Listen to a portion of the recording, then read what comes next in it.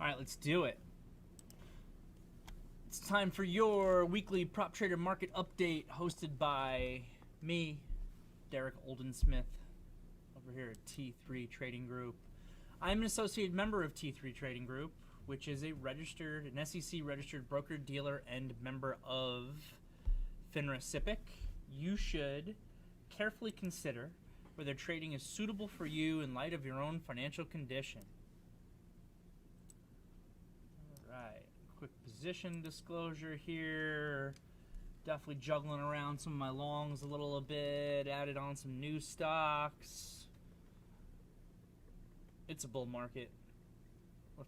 Let's talk about it. Actually, first got to talk about myself. I'll look at that. They changed the picture up a little bit.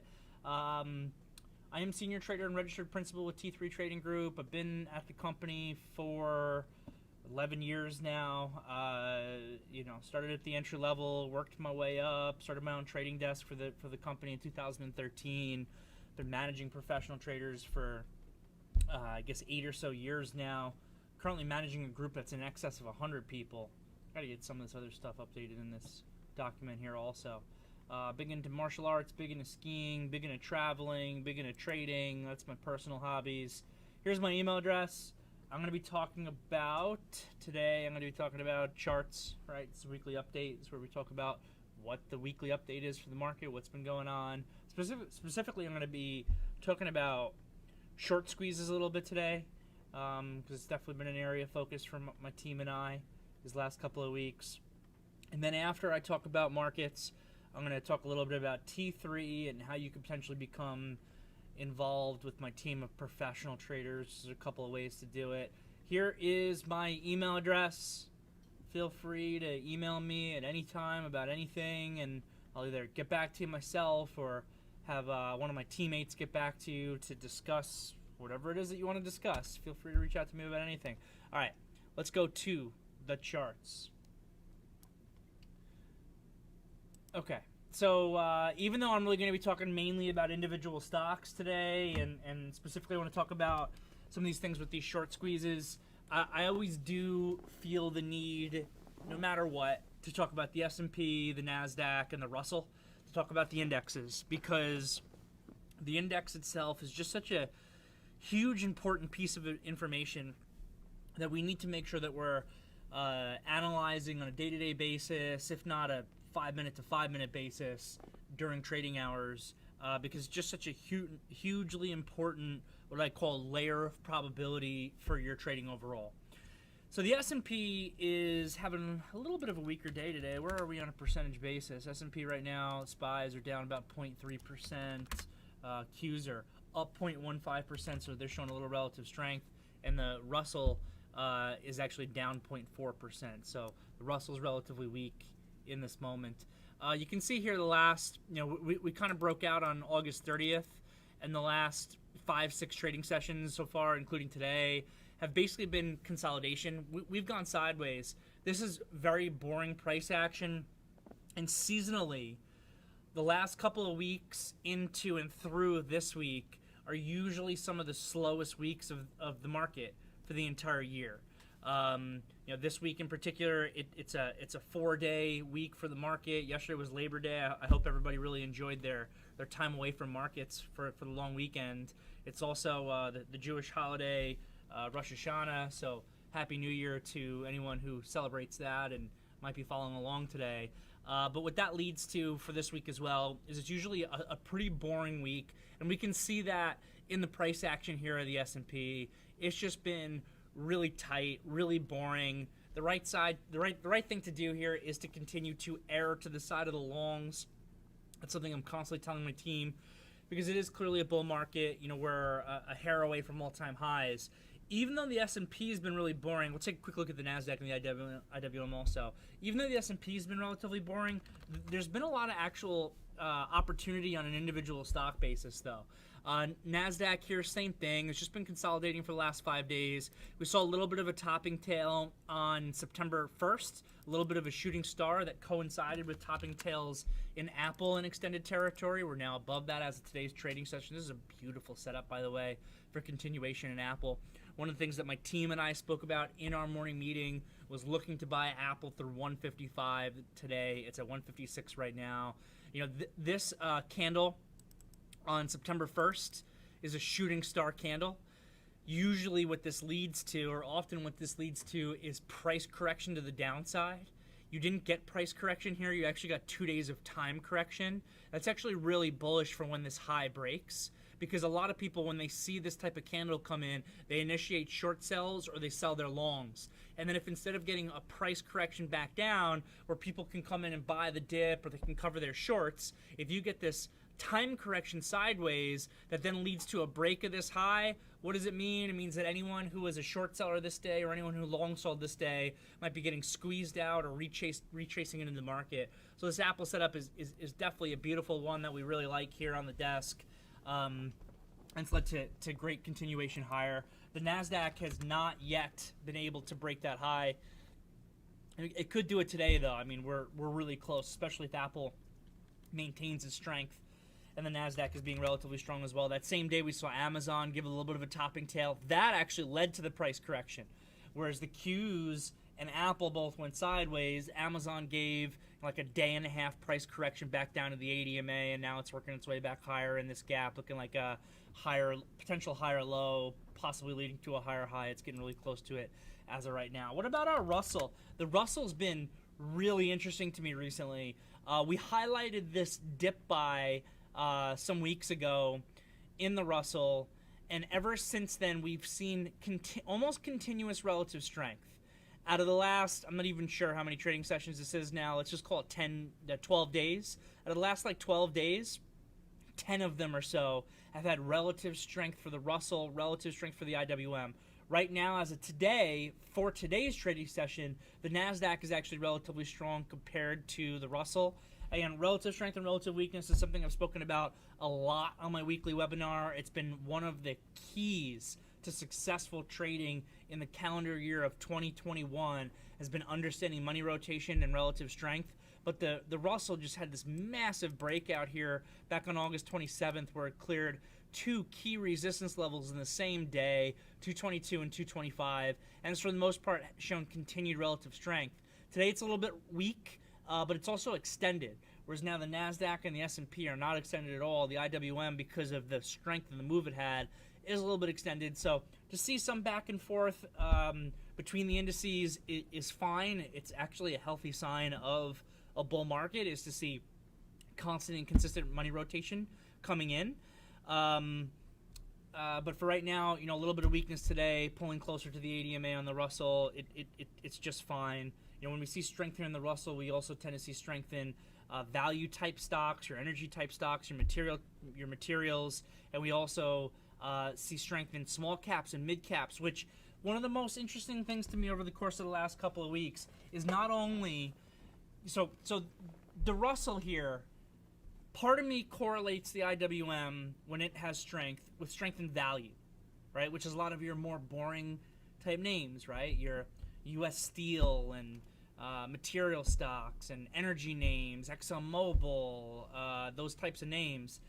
At the same time, I also correlate it to some degree to the most speculative stocks that are actually in the marketplace, which is your small cap type names that we've spent a lot of time talking about that pulled back, so far from highs and recently have been trying to give, bigger bounces. Stocks like a Jumai, which since mid-August has bounced back from, $17 back to $22 resistance. Stocks like a Palantir, which this thing's been on a tear, had this big gap up on its earnings report, created support there, has given some sort of upside continuation from that point. Other speculative names like SoFi. SoFi, over the course of the last 4 trading sessions, I have a position in this one, has now traded back into its gap, given a move from 14 to above 16 today in four type trading sessions. And this is actually what I really wanted to speak mostly about today, is these speculative names, but specifically the short squeeze speculative names. So a lot of people think about AMC and GameStop immediately. By the way, even though AMC is the one short that I have on, I'm pretty light in it, and I'm rooting for it to go up even as I'm short, because I know that if AMC is really starting to rip again, and the animal spirits are really coming alive in the marketplace, that's just going to breed overall fantastic trading opportunity for me. I actually called out this bullish setup on this day here, August 24th, for continuation, and AMC's just been looking good ever since then. It's looking really bullish right now. It's having a strong day today. This next clear level of resistance that needs to be broken is about the $48 area. So love seeing the strength come back into AMC, even as I am lightly short the stock. GameStop has been a little bit more of a struggle. I think they have earnings tomorrow. Someone should fact check me on that. Someone said in the VTF earlier today, the ProDesk virtual trading floor that I'm running, that I think GameStop has earnings tomorrow. So this one's been a little bit weaker. So those are the first names that we start thinking about, right? BlackBerry is another one. I actually traded BlackBerry to the long side last week. Can you believe that? It's funny because I love to hate on these companies. We saw BlackBerry, was it September 1st? Let me look at Apple. I'll remember based on Apple. I actually can't remember. But we saw like great strength coming to BlackBerry and Apple at the same time one day. And a bunch of guys on the team were buying Apple off the open, and me and a couple other people on the team were buying BlackBerry off the open that day. And I was just making jokes in the virtual trading floor, like, which is the better cell phone, BlackBerry or Apple? Like, who's got a BlackBerry? Anybody? And of course, the answer to that is nobody. But it's crazy to be trading these stocks. I know BlackBerry is getting into cybersecurity a little bit also. That's created some strength. So those are the first names that we kind of think of when we're thinking about short squeezes, but it's really become spread out a lot more, right? Look at what we saw like in this BBIG. I can't even see the top of the chart. There it goes. Look at this thing ripping from $3.40 to $12 over the course of 4 days. Look at SRPT. Look at the run that this thing had. $10 to... what was the high of this day? 60 just about. Sick move, right? Again, those are short squeezes. This ANY that I was trading on a couple of these trading sessions. I think I was involved in it. Man, I can't remember. One of these days over the course of the last week or so, I was involved in it to the long side just for an individual trade that day. Then I got out of it. Actually, I think it was this day. Yeah, it was on September 1st. Which date of week last week was September 1st? Wednesday of last week. I was buying this ANY. We were seeing a lot of bullish option flow come into it. I actually sold my position in the close because it didn't close well, and then obviously the next day is when it had this insane rip. BTCM. BTCM is another one that I was trading last week into this rip higher. Somebody tweeted about the cost to borrow on this BTCM, representing that there's a lot of shorts involved there. So anyway, the point is, even though the market's being really boring right now, if you are, thanks for that, Paleo. If you're like a shorter term trader, there actually has been a lot of opportunity. I just want to talk about the risks of these stocks as well as the reward potential. So one thing, first of all, reward potential. We see these stocks go 100% sometimes in a couple of days here. They're pure short squeezes. I'm trading some of these things, and I don't even know what the company is, what they do, nothing about nothing. I traded this BTC on this day here on September 2nd, and I didn't even know until after the market closed that day that I was trading a company that I believe does crypto mining in China. Why would you... from a thought process, like forget about charts and technicals for a second and short squeezes and all that stuff, why would anyone want to be long a company that does crypto mining in China? The Chinese government doesn't even let you do crypto mining in China. It's insane. But who cares? Stock's going up. There's a short squeeze happening here. I can make money. So I'm not an advocate. I mean, look, I've said it for a while. I got no problem with people being long AMC. As a matter of fact, I've called out buys in AMC. That my team in the morning meeting, we called out the buy at GME at 167 on August 24th, which was also a fantastic trade.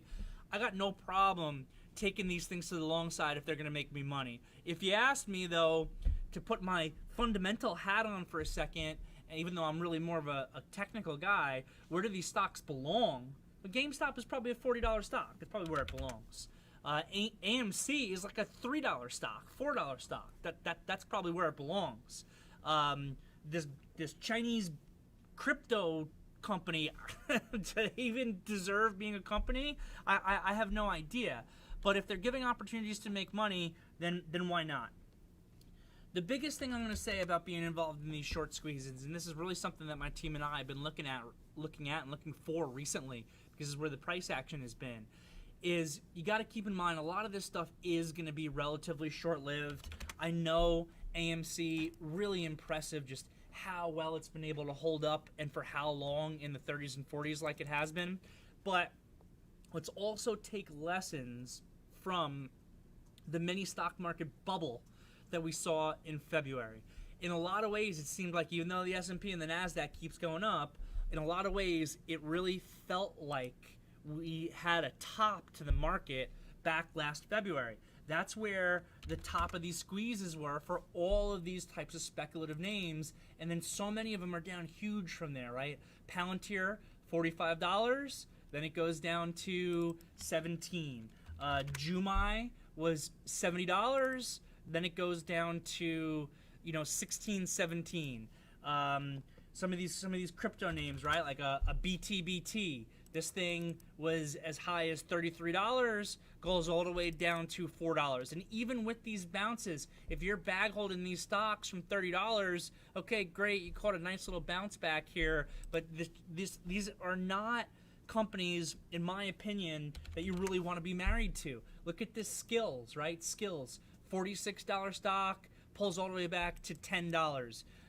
You don't want to be a bag holder in these names. Fubo, I have a position in Fubo right now. This thing in January put in a high of $57. December of last year put in a high of $62. And now even with a decent bounce back, low of 15, decent bounce back all the way to 30. These are very volatile stocks, right? So a lot of these new ones, let's take a look at SPRT. Look at what this has done now. It's like, yeah, you got that great squeeze higher to $60, and now it's already pulled back to 17, 18. A lot of the times when you're seeing these short squeezes, it's exactly that. It's forced buying back, a lot of times from institutional shorts that are out there, where they're being forced to buy that stock back at any price. And for the most part, these companies don't necessarily really belong there. So we got to be very careful about not marrying these companies and really just trading them for when the opportunity is there. Another one of the really big risks that you can run into, let's take a look at this ANY. I mentioned I was involved in this ANY on September 1st. I closed my position into the close, and then fine, the next day it had the big rip without me. That day it went to a high of, why can't I see the chart? It looks like $10, $11 or so. Yeah, look at that. Never mind. $12. So that next day, it made a high. It ripped all the way up. I stopped myself out in the close at like $6.60 or so. Next day, yeah, I'm looking at this thing trading up to 12, and I'm like, oh man, I can't believe I was just in this one yesterday and got myself stopped out in the close based on this week close. But you got to be careful. So the danger here, what happened with this ANY? Goes to $12. It closes that day at about $9.50, and then the very next day it opens at $7.20 and trades down to $6.30. What if you bought this thing at $9? ANY, you bought it at $9 on this day. It closes around $9.50. Maybe you think you're safe. You booked a little bit of profit for yourself intraday. You're closing 50 cents in the money. You keep it. Why did this trade all the way back down? Because they announced a secondary offering that day. And that's one of the big dangers on being involved in these stocks. Guess what? AMC. Why did AMC top out when it did? Right? It had this crazy squeeze up. It went to $72.62. The next morning, pre-market, it was trading at $77. Why did it then that day trade all the way down to a low that was as low as about $37.50, $38? Why did that happen? Because they announced a secondary offering. So what you guys got to remember with a lot of these companies that are, small caps, mid caps, maybe they're having short squeezes or whatever it is, if management is good management, like AMC honestly was, GameStop was not. What they're going to do is they're going to utilize their higher price to raise more money. Because a lot of these companies, probably almost all of these companies that I really put into that speculative category of stocks, they're operating at a loss. And if you're operating at a loss, how do you continue to fund your operations and hopefully you can become maybe like the next Amazon or whatever that operated at a loss for so long and obviously now is one of the greatest companies of all time? What you got to do is you got to be able to consistently raise new money. Well, if you can do a secondary offering, if you're the AMC CEO and your stock was, really it was all the way down here at probably where it belongs, at like $3, $4, whatever, and now all of a sudden your stock is trading at 70, you can utilize your stock price to be able to raise money for your ongoing operations. That's exactly what we see a lot of these companies do. This ANY did exactly that. CEO was like, oh my God, look at this. My stock just popped from $3 to $9.50. I don't even know what ANY does, by the way. Sphere 3D Corp. I traded it that day. Still don't know what they do. I'm just going to assume it's some sort of 3D printing company, but I really don't know. But you see your stock ripped from $3 to $12. You go, all right, this is a great opportunity for me to do a secondary offering to raise more money. But what is a secondary offering? A secondary offering means that the float of the stock is going to increase. There's more supply out there. So if you have a stock that all of a sudden has more supply, but the demand to buy it remains roughly the same, and that's usually what's going to happen, what does the stock price do? It goes down. So it's one of the biggest risks with these companies. And if you're a good CEO, that's exactly what you're going to do. You're going to use your higher stock price as an opportunity to raise more money. For me as a trader, that means you got potential danger here. You hold an ANY, your price is $9. Next day it opens up at $7.20. You might have a real problem going on here for yourself. So the way that I'm trading these is I'm looking for the technical signals. So we're paying attention to institutional option flow coming into a lot of these stocks. We're paying attention to irregularly high volume coming into these stocks. Of course, we're paying attention to our technical setups for momentum continuation trades from an execution perspective. But what I'm doing with a lot of these, like this MMAT is one that I'm in still right now. I got in this one last week at about $5, a little bit below $5. I think on this trading session we saw some option flow come in. Next morning it's trading all the way up to 642. I still have a small position in it. What I'm doing with a lot of these stocks is the day that I get involved, when the volume's there and the option flow's there, if they trade in my favor, I am trying to book out a lot of my position. I want to make sure as much as possible. And obviously you can get an event like this ANY where they announce a secondary and just gaps down huge on you. But what I'm trying to do is as much as possible, I'm making sure in that first day to try to be covering or selling stock on the way up, to be able to book as much profit as possible, do the best that I can to really make sure that my risk is as covered as possible. And then you know what? That smaller percentage of a position that I still might have when I feel like I've covered a lot of my risk, then I kind of go for it. I kind of YOLO it, if you will, on the remainder of my position, and I say, all right, I'm all in or I'm all out. This MMAT, like, fine. If it comes down and it, stops me out below $5, which is probably where I'll get stopped out in this thing, guess what?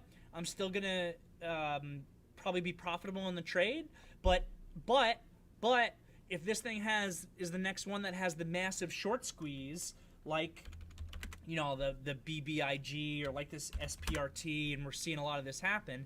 If this becomes the next short squeeze one and I'm in from $5 and it looks like it's just waking up, next thing you know, my smaller position at $30, $40, $50, $60 all of a sudden is giving me a lot of P&L.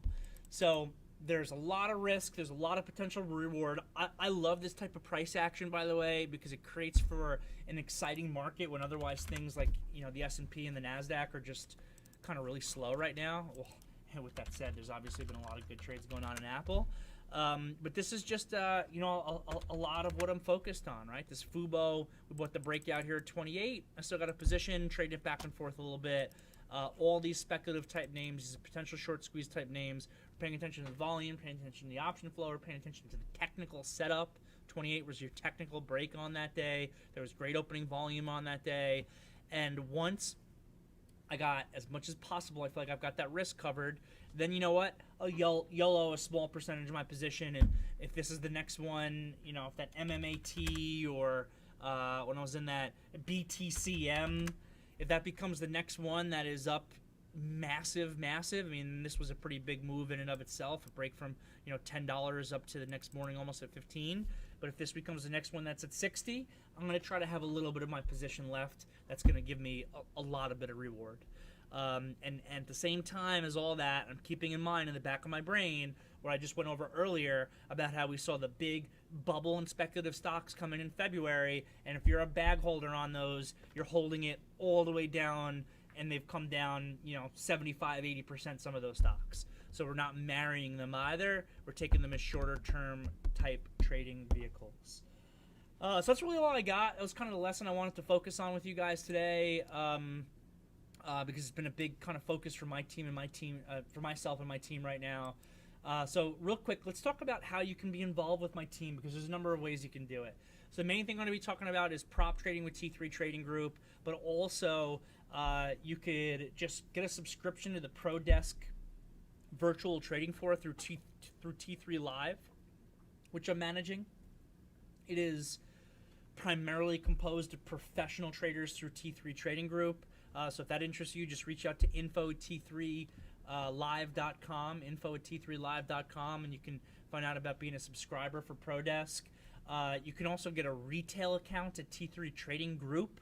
It's really, the retail accounts at T3 Trading Group are fantastic, but they're really gauged towards the more professional type trader who's trading very active and is kind of sophisticated. There are some monthly costs involved with just having that account as an example. So it's another way that you can become involved with my team and with T3 Trading Group. If that interests you, reach out to info@t3trading.com. And then the main thing that I'm going to be talking about right now is how you can become a professional proprietary trader. So T3 Trading Group is one of the largest proprietary trading firms in the United States.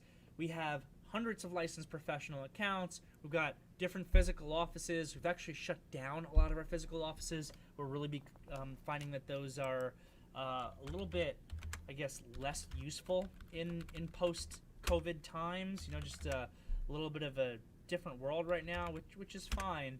I'm in our Manhattan office right now after having spent a year and a half traveling through the great country of the United States and seeing a lot of different places. But we do have 4 offices. They may become open again at some point to traders. And again, we've got remote traders throughout the entire country with access to the virtual trading floor that we've developed.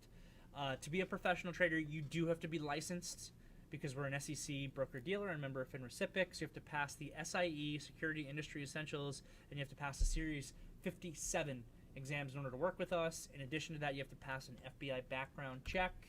Once the exams are passed, we have 4. I got to get the spreadsheet updated. We have 4 different trading software options available. We've got Lightspeed, Tachyon, Sterling Trader Pro, and WEX. A lot of newer traders and even experienced traders are gravitating more towards Lightspeed or Tachyon at this point. Asset classes, we've got equities. That's my focus. We've also got equity options. We've got futures. We've got options on futures. Whatever your fancy is, reach out to me and I can talk to you about it myself or put you in touch with the right person. Just I guess a quick word on trading equity options. I speak to a lot of people who are interested in joining T3 on a professional basis who ask me about trading options. And if you want to trade options, it's absolutely something you can do. I don't. The number one reason, in my opinion, to trade options in a retail account is because of the natural leverage that is inherent in the option product and the option contract itself. And you can't get that degree of leverage just by having, you know, trading stocks on like a Reg T margin account. On a professional account, we give you access to so much capital that I really think trading options for leverage kind of becomes a moot point. So on the equity side, as a professional trader, we usually start by giving you 20x your money for day trading and 8x your money for overnight positions. So my thought process has always been, why do I want to trade options which suffer from time decay and are a less liquid product just for capital access and I already have as much capital access as I could ever want. So that's why I'm an equities trader. We do have option traders here at the company. They tend to not be as directional focused. A lot of times they're doing more complex option strategies like spread trading or what have you. And if that's you, definitely reach out to us because we can set you up for it. New traders should be aware that we really pride ourselves. I myself pride myself on the training and development that I've created for T3 over the course of the last 8 years or so that I've been working with professional traders. We do a daily team morning meeting every day at 9 a.m. Eastern, a daily team afternoon meeting at 10 after 4. Every afternoon meeting ends in a group Q&A session where it's an opportunity for any trader, regardless of experience, to ask any question about anything trading related. You also get access to a 1-month training program that I developed, and all that is for free, by the way, if you're a professional trader with the company. We want you to be as successful as possible. We're incentivized to make you successful. That's how everyone is going to make the most amount of money. So that's what we want. You will be required to fund your professional account with what we call a capital contribution. And then I already mentioned this earlier. We typically start by providing what's called buying power at 20 times your contribution for equity day trading, 8 times your contribution for overnight positions, and then you're compensated through a profit split. And if you're a big trader or an experienced trader, well, we're a great place to come with also. Don't think to yourself, all right, well, I got my retail account that's got $1 million in it, so why would I ever want access to a prop account? Well, if you've got a professional prop account with $1 million in it, we're going to give you access to $20 million for day trading if you want it. So we've got size here at T3, and it enables us to provide scale to our traders that may not otherwise be possible. And you're going to get access to all this other great stuff for free. You get access to my virtual trading floor, my training program, you get access to Scott Redler. Again, happy to just give this stuff away for free just because we want the people that we're working with to be as successful as possible. So here's my email address again. If you are interested in pursuing trading for a living, I really think that T3 is the best place to be. Trading for a living, to be honest, is not right for most people. But if you think it might be right for you, and this is something that you really want to go for, reach out to T3. Here's my email address, D. Oldensmith, first initial, last name, @t3trading.com. Feel free to reach out to me about anything. I'm pretty busy, but I like to think I'm a pretty nice guy. So don't be shy, gang. All right, with that said, I've got positions on. I'm going to get back to managing them. I hope everyone had a fantastic Labor Day. It's September. Next week, I'm hoping that things start picking up again a little bit more for the market. I'll see you all next Tuesday for the next weekly update.